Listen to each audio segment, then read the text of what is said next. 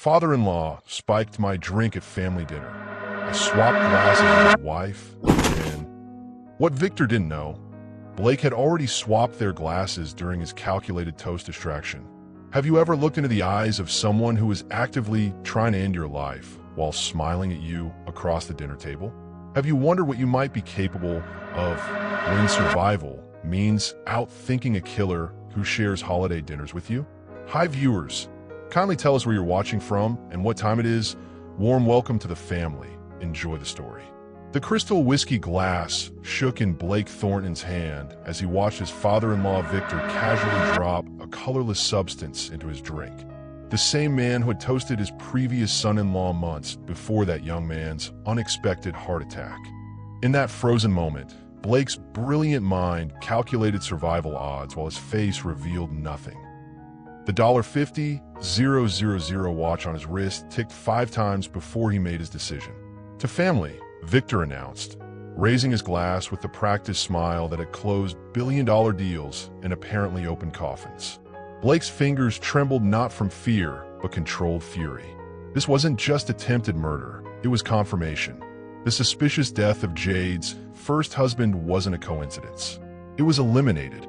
What Victor didn't know, Blake had already swapped their glasses during his calculated toast distraction. What Victor couldn't see, the recording device hidden in Jade's crimson dress pendant, capturing every word, every action, every damning piece of evidence. Have you ever looked into the eyes of someone who is actively trying to end your life while smiling at you across the dinner table? Have you wondered what you might be capable of when survival means outthinking a killer who shares holiday dinners with you? Hit subscribe now to follow this journey through the deadliest corporate takeover ever attempted, where family ties become lethal weapons and the most dangerous business acquisition isn't measured in dollars, but in heartbeats. To understand how 24-year-old tech prodigy Blake Thornton found himself targeted for elimination by his own father-in-law, we need to return to where ambition first collided with calculation, and where an empire built on secrets began to crack. Blake Thornton built his first encryption algorithm at 16, the same week he buried his parents. While classmates brought casseroles to the orphan teenager, Blake channeled grief into code, creating the foundation for Phoenix Technologies in his bedroom. By 24, that algorithm had transformed into a cybersecurity empire valued at $11 billion. His corporate biography celebrated the meteoric rise. College dropout to tech visionary, Silicon Valley's golden boy with piercing blue eyes that seemed to read market shifts before they happened. The profile photos captured his trademark midnight blue suits and confident smile, but missed the emptiness behind them. Congratulations, Mr. Thornton. Another remarkable quarter, his CFO would say, sliding reports across polished conference tables. Blake collected achievements like armor. Youngest CEO on Fortune 500, most promising innovator, bachelor most likely to disrupt industries. Yet his penthouse remained eerily quiet each night, his contact list full of people who wanted something rather than knew someone. Until the Hanson Foundation charity auction, where a woman in red stood up during his keynote. Your privacy framework has a critical ethical blind spot, she stated calmly, silencing the room. You've created technology that protects corporate secrets while potentially exposing individual users to surveillance. Security moved to escort her out, but Blake waved them off, intrigued not by her criticism, but by its precision.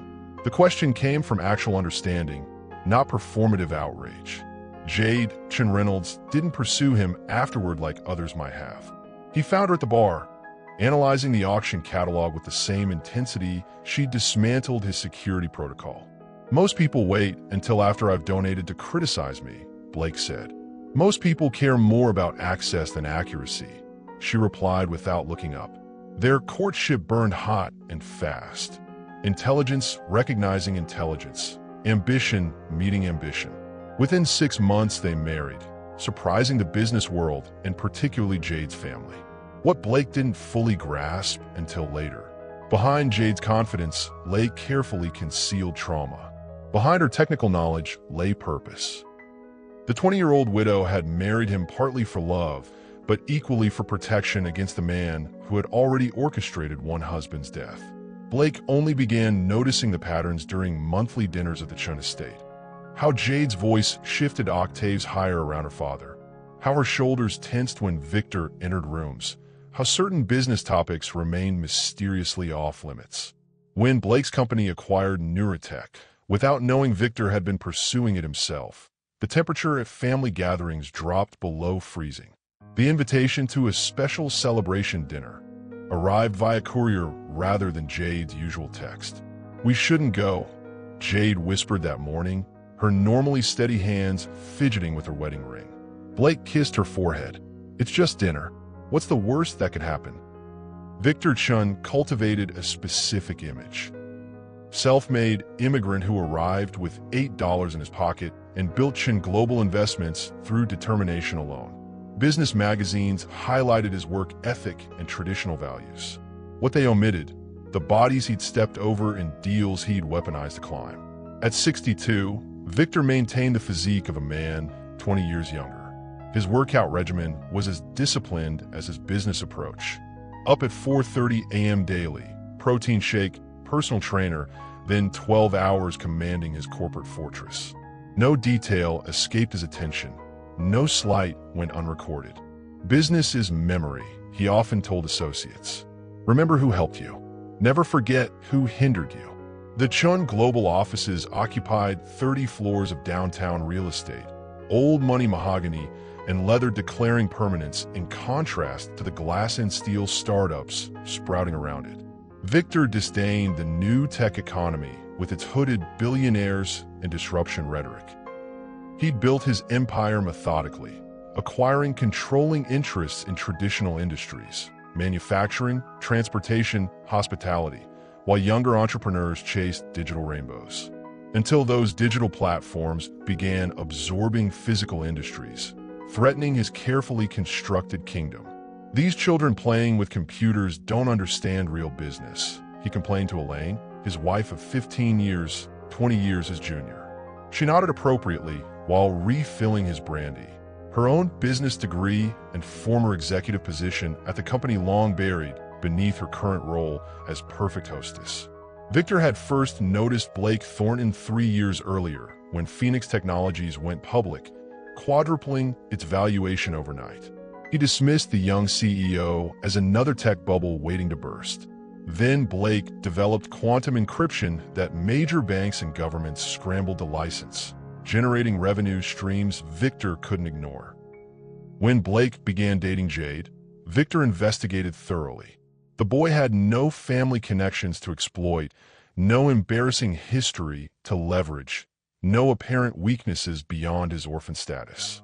Just irritating brilliance and expanding influence that attracted Jade despite Victor's disapproval. Unlike Thomas Reynolds, the compliant young executive Victor had selected for Jade's first marriage, Blake couldn't be controlled. Worse, he'd helped Jade claim inheritance rights to technology patents from her first husband's estate, patents Victor had intended to control through corporate mechanisms. The Neurotech acquisition pushed Victor's simmering resentment to boiling. He'd spent 18 months positioning Chun Global to purchase the artificial intelligence startup, viewing it as critical to modernizing his holdings. Then Blake announced Phoenix had acquired it instead, apparently without knowing Victor's interest. "He'll regret interfering with my business," Victor murmured, examining the small vial his private chemist had provided. "Family dinner seems overdue." Blake hunched over acquisition documents at 2 a.m., blue light from multiple screens illuminating his home office. Neurotech's neural interface technology would revolutionize Phoenix's security frameworks, enabling thought-authenticated access protocols. The market implications were staggering. His phone buzzed with a text from his head of legal. Chun Global filing regulatory objection tomorrow, claiming prior negotiations. Blake frowned. Jade hadn't mentioned her father's interest in Neurotech. He minimized the contract windows and pulled up everything his system could access about Chun Global's recent activities. Multiple searches hit security firewalls. Across town, Victor Chun conducted his own research, phone pressed to his ear as he paced his mahogany-paneled study. I want everything in Thornton's company. Financials, vulnerabilities, leverage points. He instructed his head of intelligence. Find me something useful. Sir, preliminary analysis suggests Phoenix Technologies is remarkably clean. Their security is... Everyone has secrets, Victor interrupted. They deeper. Both men worked through the night, satellites orbiting the same disaster, unaware of their impending collision. Morning found Blake making coffee when Jade received a call from her college roommate. He caught fragments as he passed the bedroom door. Told you what happened to Thomas, Liv? Perfectly healthy one day. Then suddenly, father always gets what he wants. Autopsy found nothing because they weren't looking for the right things. Blake froze, coffee forgotten. Thomas Reynolds, Jade's first husband. Heart attack at 26.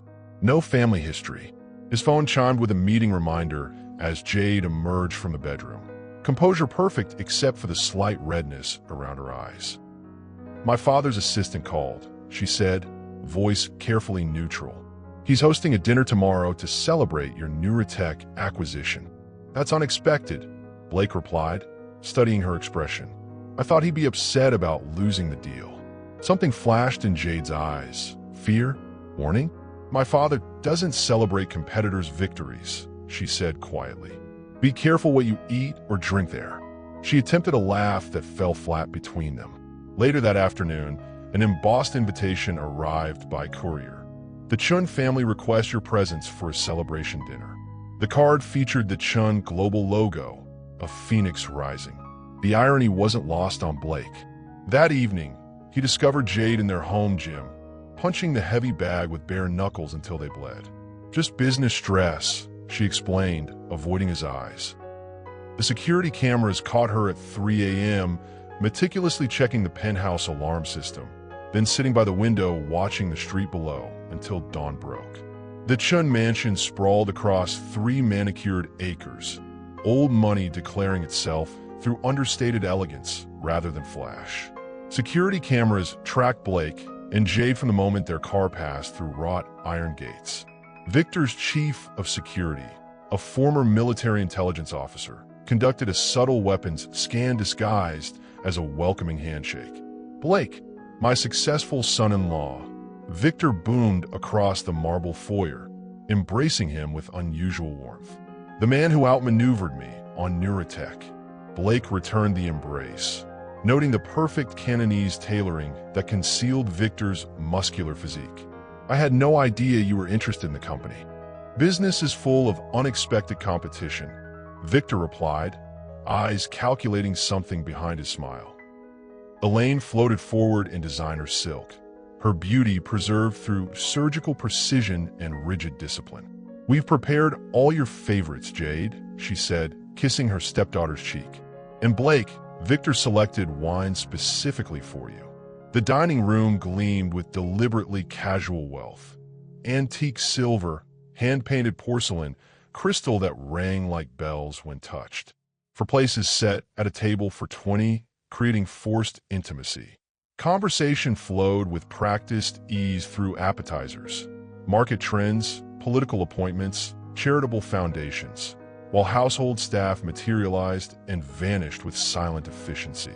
Blake noticed Victor repeatedly directing attention to the Neurotech acquisition, probing for specifics about integration timelines and security protocols. A brilliant move, Victor conceded, personally pouring amber whiskey into Blake's crystal tumbler. You recognize value others missed. Something in his tone triggered Blake's internal alarms. He'd negotiated enough hostile takeovers to recognize predatory courtesy. When Victor proposed a toast, rising dramatically with glass held high, Blake's attention narrowed to the older man's free hand. The movement was almost imperceptible, a subtle flick of wrist, a momentary disturbance in the whiskey's surface as something dropped from manicured fingertips into Blake's drink. Time compressed. Blake's options calculated like code executing. Confront Victor immediately? Too dangerous without proof. Refuse the drink? Alert the predator. Drink it anyway? Potentially fatal. Blake's napkin accidentally slipped from his lap as Victor launched into his toast about family legacies and passing torches. As Blake bent to retrieve it, he created momentary chaos, bumping the table, apologizing profusely, using the distraction to switch his glass with Elaine's. To succeed, Victor concluded, eyes locked on Blake as they all drank. Blake mimicked sipping while watching Victor's satisfaction bloom like poison flowers. Conversation resumed. Minutes stretched like hours. Halfway through chocolate souffle, Elaine gasped. Her fork clattered against fine china. One manicured hand clutched her chest while the other knocked over her water glass. Can't breathe, she wheezed, eyes wide with confusion before collapsing face first into her dessert. Chaos erupted. Staff rushed in. Victor shouted for an ambulance, performing a convincing display of husbandly concern. Blake caught Jade's eyes across the mayhem. Instead of panic, he found grim confirmation in her expression. She slid her phone toward him, screen displaying an active recording application and dozens of saved audio files labeled by date. "I've been waiting for him to make a mistake," she whispered. "I just didn't expect him to use the same method twice." Paramedics swarmed the Chun Mansion dining room, medical equipment cluttering priceless Persian rugs as they fought to stabilize Elaine. Her lipstick smeared across oxygen masks, designer dress cut away for defibrillator paddles. The controlled elegance of dinner dissolved into life-or-death chaos. Victor performed concern masterfully, holding his wife's hand, demanding faster response, offering the family helicopter for hospital transport. Only Blake noticed his eyes never matched his words, cold calculation running beneath grief's theatrical display. "What happened?" the lead paramedic questioned, preparing for lines. "She just collapsed," Victor answered before anyone else could speak. "She has a heart condition." "No, she doesn't," Jade interrupted, voice steady despite her pallor. "She runs marathons." The paramedic nodded. "We're detecting unusual cardiac rhythm disturbances consistent with toxicity."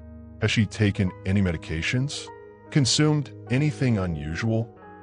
Victor's expression flickered, microseconds of rage before composing into worried husband.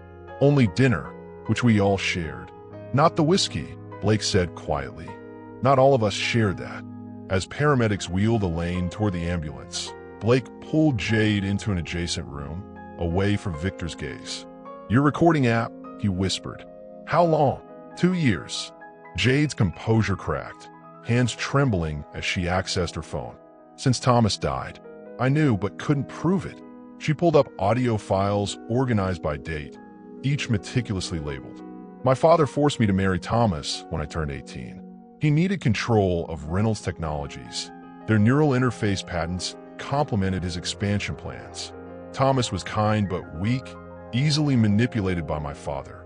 Until he wasn't," Blake guessed. Jade nodded. "Thomas discovered financial irregularities, money vanishing from company accounts. When he confronted my father," her voice caught. 3 days later, heart attack. 26 years old, perfect health. The autopsy? My father's college roommate became chief medical examiner. The investigation ended before it began. Blake's mind raced through implications. "And us? Our marriage? I chose you," Jade whispered fiercely.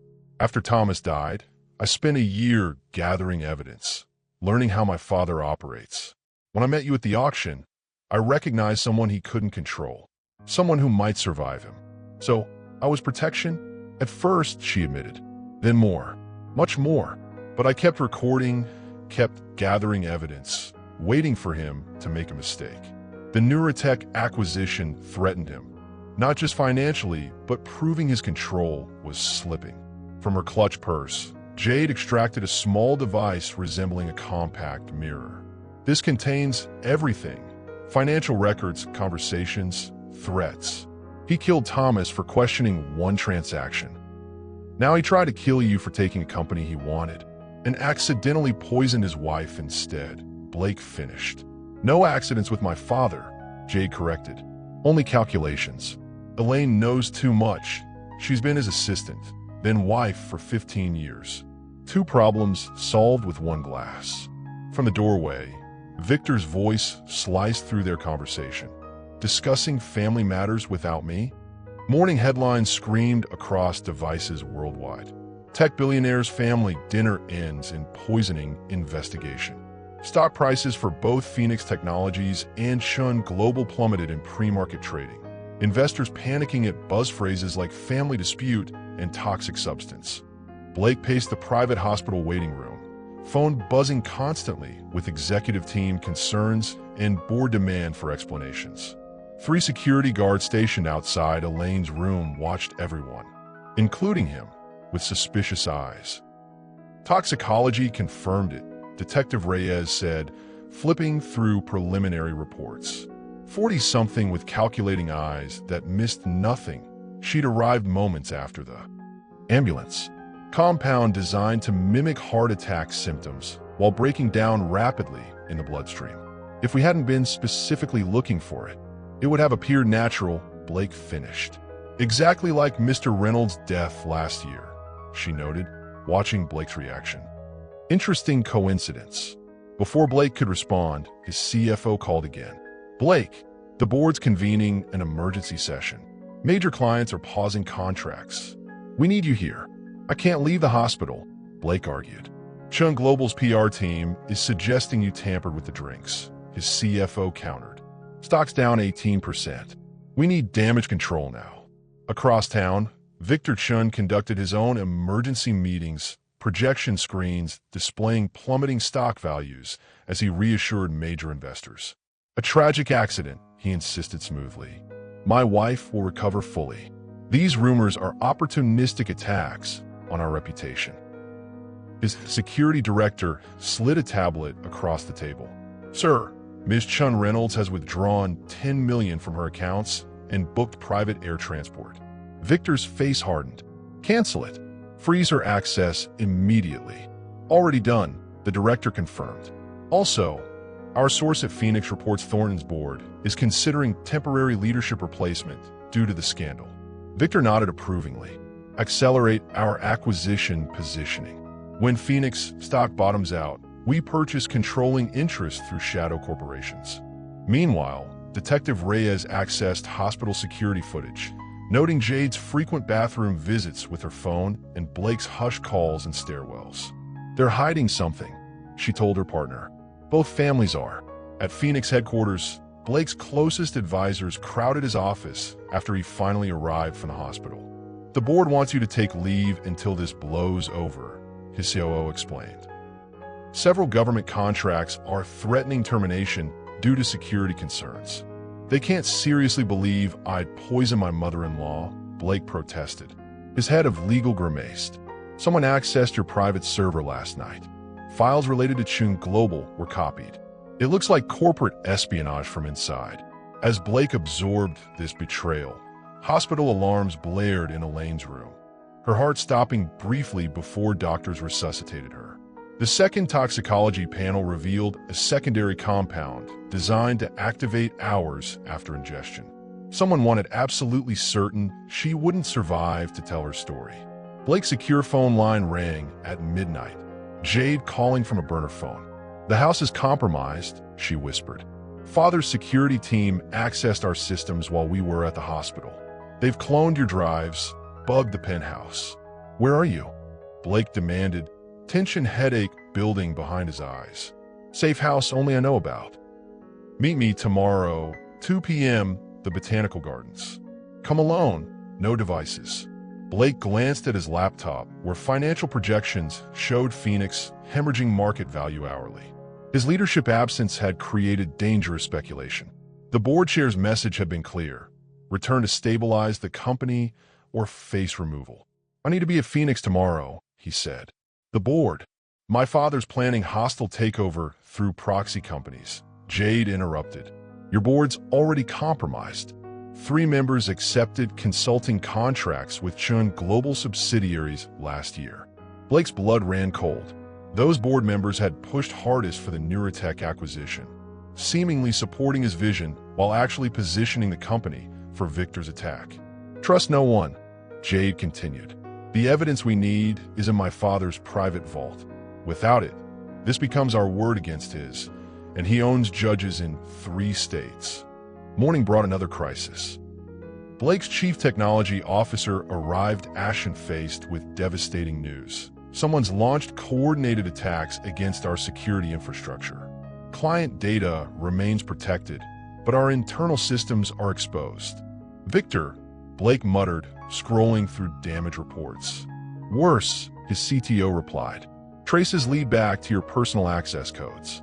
Blake's phone buzzed with Detective Reyes, requesting his immediate presence for questioning. Simultaneously, his executive assistant delivered another blow. Major news outlets were reporting potential criminal charges against both him and Jade related to corporate fraud and the poisoning incident. Surveillance footage showed Victor entering police headquarters through the private entrance reserved for major donors to the police foundation. When Blake arrived at the precinct, Reyes slid photos across the table.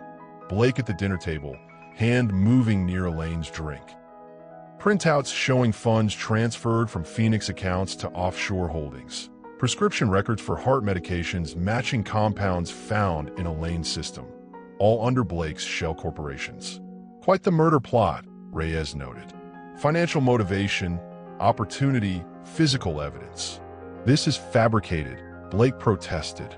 Victor Chun attempted to poison me and framed us when it backfired. Reyes studied him. His wife's the victim. He provided financial records showing you've systematically targeted Chun global companies for hostile takeovers. Your acquisition of Neuratech violated prior negotiation agreements. As questioning continued, Blake checked his watch. 1:45 p.m. He needed to reach the botanical gardens. Jade had the only evidence that could save them both, and time was running out. Detective, he said carefully, check the hospital surveillance from 4 a.m. Someone entered Elaine's room unauthorized. That's when the second compound was administered. I was here with you. The botanical gardens bustled with tourists and locals, providing anonymous cover as Blake navigated stone pathways toward the agreed meeting point. 3 security specialists from Phoenix formed invisible perimeter at his direction, the only team members he trusted implicitly. Jade waited beside reflecting pools, hair hidden under scarf, oversized sunglasses concealing her face. No crimson dress today, just practical clothes suitable for someone planning to disappear. The recording device contains everything, she explained, pressing a small object resembling a compact into his palm. Financial records, conversations about Thomas, today's attempt. Backup copies exist with my attorney, programmed to release if anything happens to us. Blake pocketed the device. We need to leave the country until this plays out legally. Already arranged. Private charter from Montgomery Airfield at midnight. Diplomatic clearance through connections who owe me favors. Passports and documentation in this envelope. Their planning halted as Blake's security lead approached rapidly. Sir, Chin's people located you. Police units approaching from north entrance. We need to move now. They separated immediately. Blake toward emergency exits. Jade through underground maintenance tunnels she'd mapped previously. Rendezvous point. Temporary safe house across town. Blake reached his car as police cruisers screamed into the parking lot. His driver executed evasive maneuvers through side streets while Blake accessed the recording device, transferring critical files to secure Phoenix servers where his most trusted engineers could protect them. His relief proved premature. At the safe house, Blake found shattered glass and overturned furniture, signs of violent struggle. No jade. His secure phone rang, Victor Chin's private number. Impressive evasion tactics. Victor's voice remained unervingly calm. Your security detail received excellent training. Where is she? Blake demanded. My daughter is resting comfortably at home where she belongs. Family matters should remain private. Don't you agree? The recording device she gave you contains nothing but routine business discussions. Check for yourself. Blake accessed the files, finding empty folders and corrupted data. Somehow Victor had anticipated their meeting and provided Jade with dummy device. She's safe for now, Victor continued, though her mental state concerns her doctors. Attempting to frame her own father for crimes while embezzling from your company shows disturbing instability. You try to kill me, Blake stated flatly. Victor's laugh chilled him. Prove it. Meanwhile, your company faces federal investigation for financial irregularities. Your personal accounts show suspicious transfers. Your passport has been flagged by authorities. The Montgomery airfield flight plan has been canceled. Blake's mind raced through options, calculating survival like complex algorithm. Without Jade or her evidence, he faced impossible odds against Victor's carefully constructed traps. What do you want? Blake asked finally. What any father wants. Family harmony. Return to your company. Issue statement supporting my version of events. Unfortunate accident. Nothing more. Transfer Neurotech to Chun Global as apology for misunderstanding. Sign divorce papers citing irreconcilable differences. And Jade will receive appropriate medical care for her delusions. After suitable recovery period, perhaps she'll find another husband more aligned with family interests. Blake's security lead interrupted with urgent news. Phoenix headquarters security breach in progress. Someone accessing core servers using executive credentials. Victor was dismantling Blake's life with methodical precision, eliminating every refuge and resource simultaneously. 3 rapid knocks on Blake's hotel room door followed precise pattern. Security protocol established years ago. He opened it cautiously to find Michael Hargrove, Elaine's younger brother and Chun Global's former legal counsel before Victor forced him out. You're difficult to find, Michael noted, scanning the modest room Blake had paid for in cash. Though not difficult enough. If I located you, Victor's people can't be far behind. Why are you here? Blake demanded, maintaining distance. Michael produced hospital badge. Elaine woke up briefly, asked for me, specifically, told me enough before doctors sedated her again. I've suspected Victor for years, but lacked proof.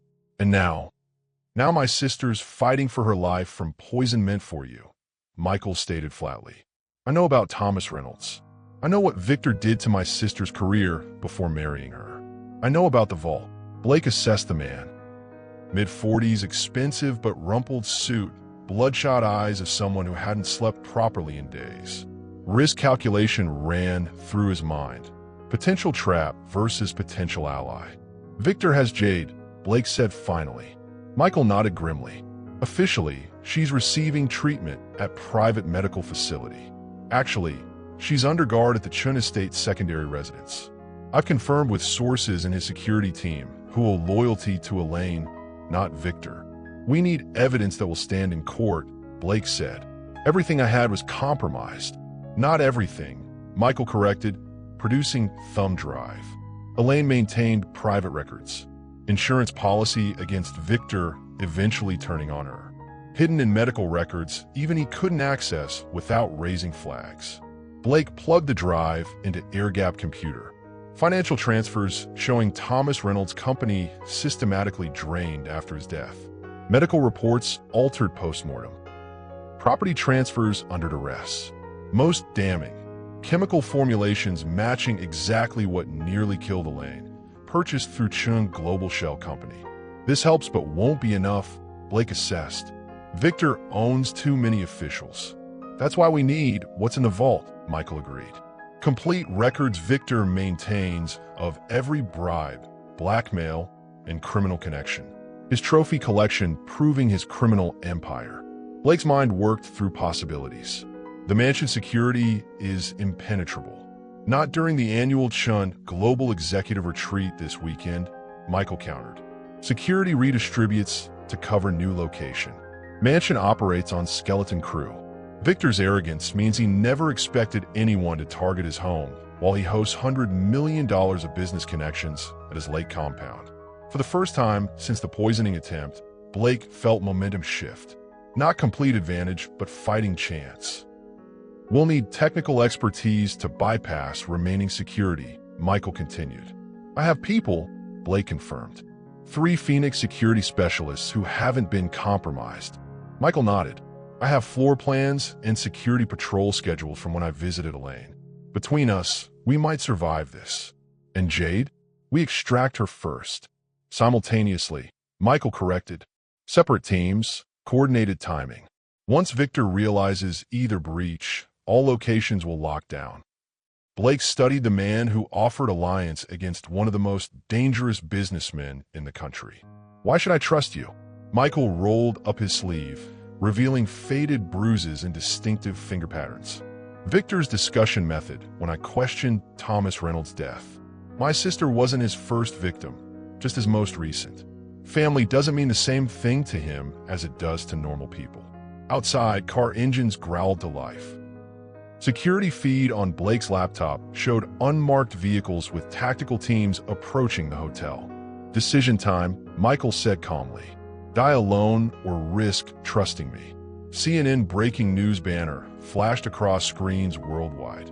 Tech CEO Blake Thornton wanted for questioning an attempted murder investigation. Financial networks displayed Phoenix Technologies stock in free fall, down 47% and triggering circuit breakers. The company Blake had built from grief and genius was imploding while he watched from a borrowed laptop in Michael Hardrove's lakeside cabin. They've frozen every account, Blake's remaining loyal CFO reported via encrypted channel. FBI seized servers this morning. Board voted 9-2 for your temporary removal. Chun Global representatives are circling, offering stability partnerships to major clients.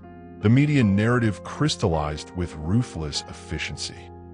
Young, ambitious tech CEO conspired with mentally unstable wife to eliminate her family and seize control of Chun Global Investments. Victor's PR machine fed perfectly timed exclusives to journalists. College photos of Jade during her breakdown after Thomas died. Doctor financial records showing Blake's companies systematically targeting Chun Global assets. Medical reports suggesting Blake had drugged Jade to manipulate her inheritance. 3 board members have accepted Chun Global subsidiary positions. Blake's CFO continued. They're voting tomorrow on accepting Victor's bailout offer, essentially handing him control. Outside the digital battlefield, physical threats multiplied. 2 Phoenix security specialists who had protected Blake disappeared. Their replacements were traced to firms with Chun Global connections. The safe house location leaked to authorities within hours of establishment. Victor doesn't just want your company, Michael observed, scanning police bulletins. He wants you destroyed completely. This is personal beyond business. Detective Reyes appeared on national television, warrant in hand. We're pursuing multiple leads concerning Mr. Thornton's whereabouts. The evidence suggests long-term planning and sophisticated financial maneuvers to conceal motives. Meanwhile, Elaine Chen's condition worsened. Kidney failure as poison residue ravaged her system. Hospital security footage from her room mysteriously corrupted during critical hours when her condition deteriorated. Medical personnel with Chun Global connections suddenly staffed her floor. Blake's attempted calls to board members went unanswered. Former allies vanished. Investors fled. 15 years of reputation destroyed in 72 hours. Tomorrow's board vote is just formality, Blake realized. Victor wins by default when no alternatives exist. His satellite phone buzzed with text from unknown number. Evidence confirms secondary compound administered to Elaine after initial poisoning. Security footage reconstructed shows Victor entering room during missing time frame. Sending file now. Reyes. The attached video clearly showed Victor injecting substance into Elaine's while she remained unconscious. Why would Reyes help us? Michael questioned, suspicious. Because she's actually investigating, Blake realized. Not just following Victor's script. The breakthrough gave them leverage but created new urgency. Once Victor discovered the recovered footage, both Detective Reyes and Elaine would be in immediate danger. We move tonight, Blake decided. The vault, Jade, and Elaine simultaneously. We won't get another chance. Michael nodded grimly, checking his weapon. 3 targets, minimal personnel, against Victor's small army. The odds are irrelevant, Blake finished. When survival's the only acceptable outcome, probability becomes meaningless. Darkness cloaked the Chun estate as Blake bypassed perimeter sensors using protocols he'd designed himself. Security systems Victor had ironically purchased from Phoenix subsidiary 3 years earlier. Michael's intelligence proved accurate. Minimal guards remained while Victor hosted wealthy executives at his lake compound 20 miles away. Blake moved like shadow across grounds he'd previously visited as honored guest, now infiltrating as desperate fugitive.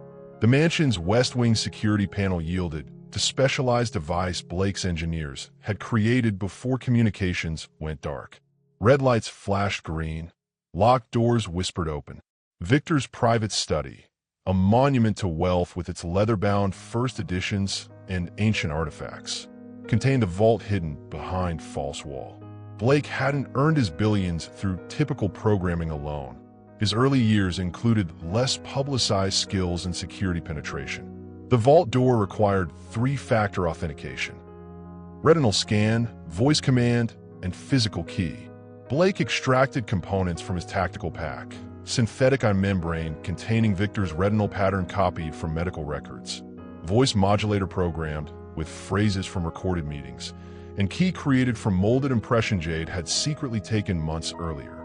Inside, Blake discovered exactly what Michael predicted: Victor's trophy room of criminal enterprise. Meticulous records of judges bribed, officials blackmailed, competitors eliminated. Each transgression cataloged with accountant's precision.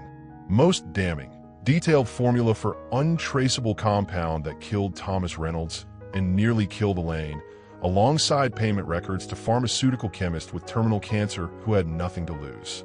Blake photographed everything methodically, transmitting encrypted copies to multiple secure locations. The final drawer contained unexpected treasure: Victor's personal journal detailing his involvement in Blake's parents' accident 15 years earlier, competitors eliminated before they threatened his emerging empire. Jade was held. Security feeds showed 4 guards neutralized with non-lethal tactics. Jade, drugged but conscious, moved from locked suite to waiting vehicle. At County Hospital, Detective Reyes personally supervised Elaine's transfer to federal protection. Medical teams screened by FBI counterparts rather than local authorities Victor controlled. Blake's earpiece crackled with confirmation codes as operations concluded successfully. He allowed himself momentary relief before reality crashed back.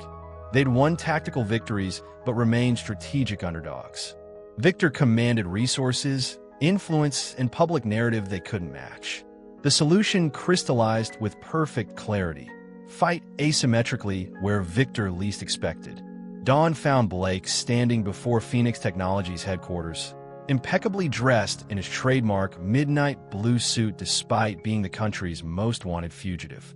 News cameras swarmed as police vehicles screamed toward the building. Mr. Thornton surrendered himself voluntarily, Detective Reyes announced to frenzied press, Blake standing calmly beside her in absence of handcuffs. He has provided evidence requiring comprehensive investigation of multiple parties. Inside Phoenix's glass tower, board members watched in stunned silence as Blake entered main conference room, flanked by federal agents rather than local police. The emergency acquisition vote scheduled for that morning derailed instantly. Gentlemen, Blake addressed them coolly, I believe we have significant corporate governance issues to address before any ownership transfers can be considered. On 6 enormous screens surrounding the boardroom, evidence from Victor's vault appeared alongside financial transactions linking 3 board members to Chun Global bribes. The room temperature seemed to drop 20 degrees in seconds. This meeting is now adjourned, announced the federal financial crimes investigator who had accompanied Blake. This company's assets are temporarily frozen pending multiple investigations. Hospital monitors beeped steady rhythms as Elaine Chun regained consciousness under federal protection, Michael holding her hand while Blake and Jade sat nearby. 4 days since their coordinated operation had changed everything. Elaine's eyes focused with difficulty on her stepdaughter. I knew, she whispered, voice rough from intubation. About Thomas. About Victor's plans for you. I was gathering evidence when... When he realized you were liability rather than asset, Jade finished gently. You don't need to explain. But I do, Elaine insisted. I married him believing his charm, his promises. By the time I understood what he truly was, he controlled everything. My finances, my family connections, my future. I started documenting when he killed your first husband. Blake studied this woman he dismissed as merely Victor's trophy wife, recognizing now the intelligence that had survived in hostile environment, patiently accumulating evidence while navigating daily danger. Across town, federal agents continued cataloging contents for Victor's vault. The case expanded hourly, judges recusing themselves as connections emerged, politicians distancing from campaign contributions, business associates suddenly cooperating fully with authorities. Phoenix Technologies remained under interim leadership while Blake focused on personal priority. Jade's recovery from drugs Victor had used to control her. Their penthouse, swept daily for surveillance devices, became sanctuary where trust rebuilt between them. I should have told you everything from the beginning, Jade acknowledged during midnight conversation on their balcony. About Thomas, about my suspicions. You were protecting yourself, Blake replied. Survival instinct isn't weakness. Neither is asking for help, she countered. I thought I needed to fight him alone. Their relationship recalibrated through honest conversations. No more strategic omissions or protective half-truths. The foundation strengthened, not despite recent fractures, but because of how they'd chosen to repair them. Blake's secure phone chimed with message from Detective Reyes. Chin located attempting border crossing. Federal custody secured. Preliminary hearing scheduled next week. Jade's hand found Blake's as sunrise painted sky in promising hues. What happens to the companies? She asked. Chun Global, Phoenix, everything he built, and everything we built? We rebuild differently, Blake said. Transparent structures, ethical foundations, no hidden vaults or secret files. For the first time in weeks, they allowed themselves to envision future beyond survival. Companies reshaped around principles rather than personalities, legacy defined by creation rather than destruction. Their moment of peace shattered with breaking news alert. Key evidence in federal case against Victor Chin destroyed in transit accident. 3 witnesses recanting testimonies simultaneously. Judge assigned to case had undisclosed connections to Victor's college roommate. The chess game entered new phase. Victor might be temporarily contained, but his network remained active, working methodically to dismantle their case against him. Federal courthouse resembled military zone. Tactical teams positioned on rooftops, bomb-sniffing dogs patrolling perimeters, metal detectors supplemented by body scanners. Victor Chin's preliminary hearing attracted international attention. Financial markets fluctuating with each new development. Blake adjusted his tie in reflection of bulletproof glass separating public gallery from court proceedings. Jade squeezed his hand reassuringly before they separated. She to witness stand, he to public seating where their eye contact would remain unbroken during her testimony. The past week had brought devastating counterattacks from Victor's organization. Key witnesses disappeared or changed statements. Evidence storage facilities experienced convenient power failures during security system updates. 3 federal agents investigating Chun global financial crimes died in separate accidents within 48 hours. We're losing this, Blake had admitted to Jade the previous night. His network runs deeper than we imagined. Victor entered courtroom in tailored suit rather than prison jumpsuit. Bail granted through judicial connections despite flight risk. His expression betrayed nothing as he nodded politely to prosecutors who'd already lost 4 assistants to unexpected resignations. Jade took stand with straight spine and unwavering voice, detailing years of financial manipulation, Thomas Reynolds' death, and recent poisoning attempt. Victor watched her with expression mixing paternal disappointment with predatory calculation. During cross-examination, defense attorney produced journals discovered in Jade's personal storage, detailed accounts of delusional thoughts, paranoid fantasies about her father, and schemes to seize control of both family companies through marriage to Blake. Handwriting experts hired by defense confirmed authenticity, though Jade insisted they were fabrications. Blake recognized Victor's methodology. When evidence mounted against him, he destroyed credibility of accusers. Financial reports mysteriously appeared showing Blake had manipulated Phoenix stock through offshore accounts. Former employees testified about his obsession with destroying Chun Global. Medical records suggested history of manipulative behavior disguised as business brilliance. During lunch recess, federal prosecutor approached Blake with grim expression. 3 more witnesses recanted this morning. Judge is considering dismissing charges due to tainted evidence chain. He's going to walk, Blake realized. Despite everything, he's winning. Back in session, courthouse lights suddenly failed. Emergency systems activated as Judge Webster demanded order. When backup generators engaged, Victor's defense attorney approached bench with urgent message. Your Honor, we've just received communication that Phoenix Technologies Board has approved a merger with Chun Global Investments, effectively resolving corporate disputes underlying these charges.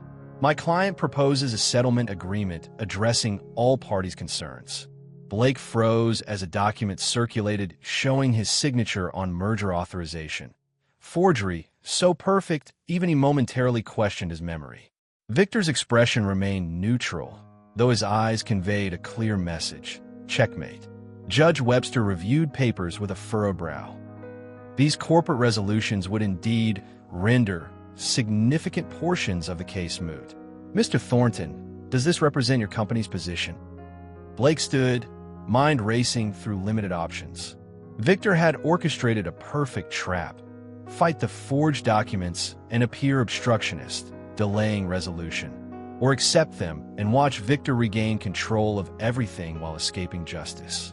Your Honor, Blake began carefully, I request a brief recess to verify the authenticity of documents I'm seeing for the first time. In the hallway conference room, Blake's remaining loyal executives confirmed their worst fears. Sophisticated cyber attack had penetrated Phoenix systems overnight. Board members received falsified reports showing catastrophic financial collapse unless the Chun Global merger proceeded immediately. Emergency vote occurred at 4 a.m., 3 hours ago, with Blake's digital signature applied through compromised authentication systems. It's done legally, Phoenix General Counsel confirmed. Challenging it would take months, during which both companies would bleed value. Jade found him staring out window, overlooking city skyline. He's offering deal through back channels, she said quietly. Drop all charges, approve merger, sign confidentiality agreements. In exchange, we walk away with minority shares in our lives. And justice for Thomas? For Elaine? For my parents? Buried forever, she acknowledged. Victor understands winning means controlling the narrative, not just surviving particular battles. Blake faced the ultimate test: surrender everything for personal safety, or risk everything for justice that might never come. Courtroom hushed as Blake Thornton approached the witness stand. Judge Webster had granted an extraordinary request for him to address the court regarding the Phoenix-Chun merger before ruling on case dismissal. Every financial news network carried live feed. Markets paused in anticipation. Mr. Thornton, Judge Webster began, you've requested an opportunity to clarify your position regarding corporate resolutions presented earlier. Please proceed. Blake adjusted microphone, gaze sweeping across packed gallery. Reporters poised with recorders, Victor's allies strategically positioned throughout, federal agents monitoring from discreet positions. Victor himself maintained an expression of polite interest, masking absolute confidence. Your Honor, I'm not here to discuss corporate merger, Blake began, triggering immediate objections from Victor's attorneys. Judge Webster overruled them with visible irritation. Phoenix Technologies appears to have approved a merger with Chun Global Investments this morning, Blake continued. I cannot speak to the legitimacy of that process since I wasn't present. What I can address is why this case matters beyond corporate ownership. From witness stand, Blake methodically outlined connections between seemingly unrelated events spanning decades. Medical examiner who certified Thomas Reynolds' death later received Chin Global funding for private practice. Judge who approved Victor's questionable acquisition of Jade's mother's patents later purchased vacation home through shell company tied to Chin Global. Officials who investigated Blake's parents' accident subsequently received consulting contracts with Victor's businesses. This isn't about competing corporations, Blake concluded. It's about a system where we influence purchases' outcomes, where justice depends on bank accounts rather than evidence. Victor's attorney approached the bench, demanding testimony be stricken as irrelevant. Judge Webster appeared ready to agree when courthouse doors opened dramatically. Elaine Chun entered slowly, supported by medical personnel, wheelchair unnecessary, but walking painful. Behind her came 12 individuals unknown to court. Former Chun Global executives, domestic staff, business associates long vanished from public view. Each carried identical sealed envelopes, which federal marshals collected. "Your Honor," Elaine addressed the court directly. "These are independent witnesses and documentation I've gathered over 15 years of marriage to Victor Chun. Each contains evidence preserved beyond his reach."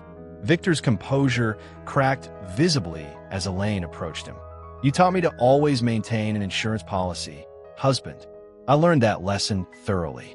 Judge Webster reviewed first envelope, color draining from his face. "This court will recess while these materials are properly cataloged into evidence. All previous motions to dismiss are denied pending review." As court cleared, Detective Reyes approached Blake. "You risked everything challenging him directly. He could have had you eliminated after this." "No, Blake directive." That was always his mistake, believing fear guarantees control. There's always someone willing to stand against fear when cost of compliance becomes too high. Victor's gaze locked with Blake's across emptying courtroom. No longer predator assessing prey, but opponent recognizing worthy adversary. His slight nod communicated reluctant respect before federal marshals escorted him out. Later that evening, an emergency Phoenix board meeting convened virtually. Forensic evidence confirmed a system breach that facilitated fraudulent merger votes. With federal oversight, a resolution passed invalidating Morning's decision. Blake's phone chimed with a message from Jade at the courthouse. Elaine's evidence unimpeachable. Judge ordered Victor held without bail. It's really over. Not over, Blake thought, merely transformed. The real work began now. Rebuilding companies based on transparency, healing relationships with complete honesty, creating legacy defined by integrity rather than conquest. "We start fresh tomorrow," he texted back. "No more glass houses built on secrets." 6 months transformed landscapes, both corporate and personal. Spring sunlight streamed through floor-to-ceiling windows of Phoenix Technologies' temporary headquarters as Blake reviewed architectural plans spread across conference table. The rendering showed striking structure of transparent materials, walls that concealed nothing, spaces that flowed organically between public and private areas. "The foundation supports are complete," the project manager reported. "We break ground on the main structure next week." Blake nodded approval, fingers tracing blueprint sections where sustainable materials replaced traditional corporate armor. No mahogany barriers or marble fortresses, just honest materials honestly presented.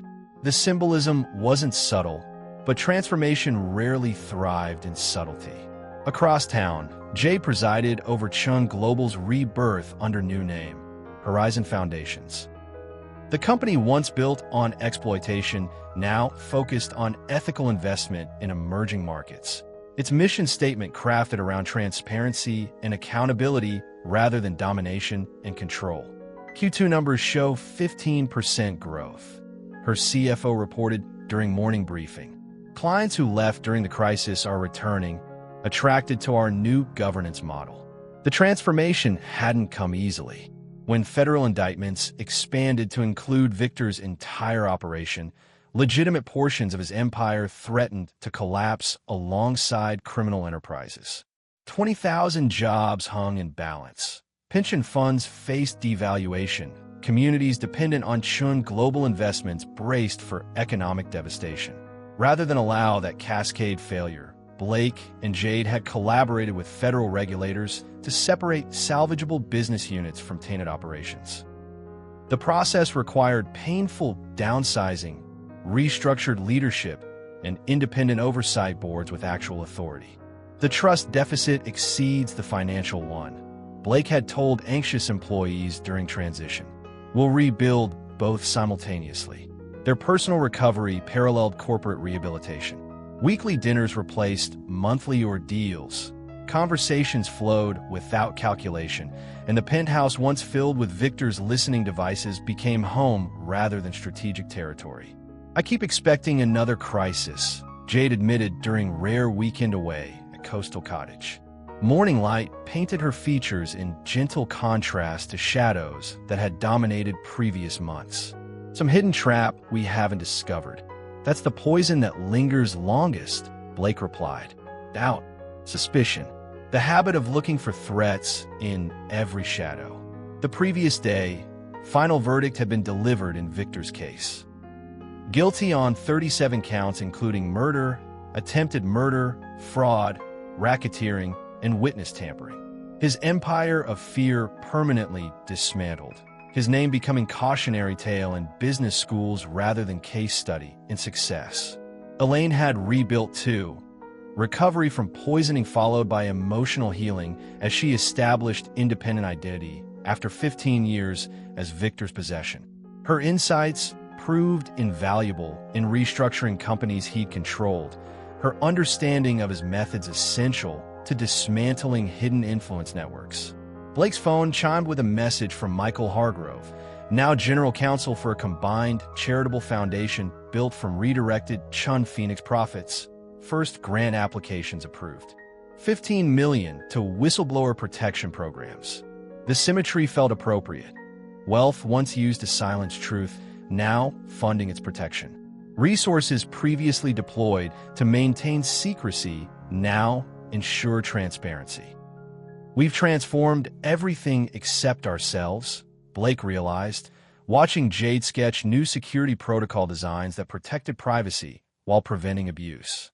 "We still think like survivors rather than creators." Jade looked up, understanding immediately.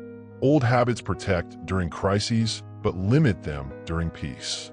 Time to build without fear as foundation.